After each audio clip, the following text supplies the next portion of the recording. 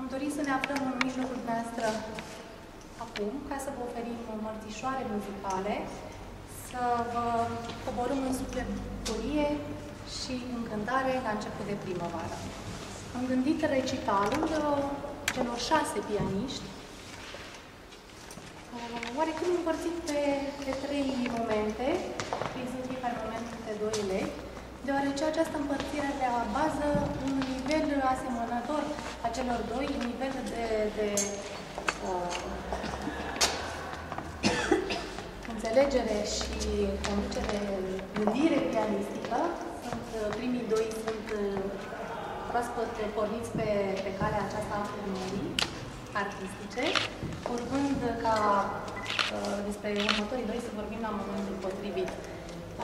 Recitalul nostru debutează cu Manafu Petru Darius și apoi cu Manafu Iasmina Maria, amândoi elevi ai Școlii Populare de Arte Râmnicu Vâlcea, anul 2 și anul 3 de pian.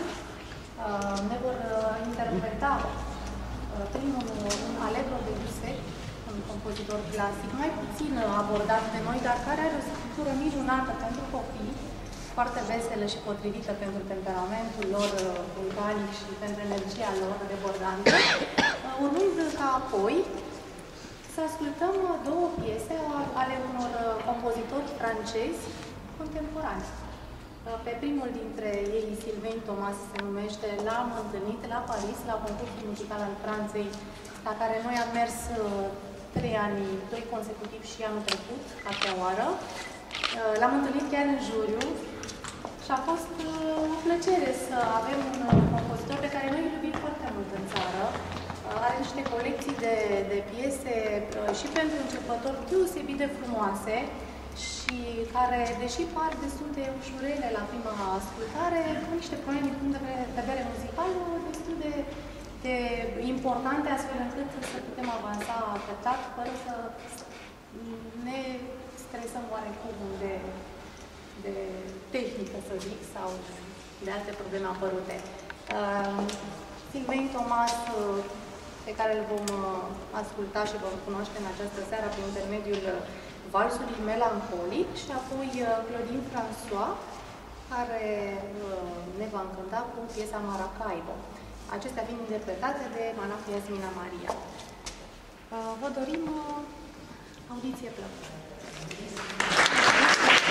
Thank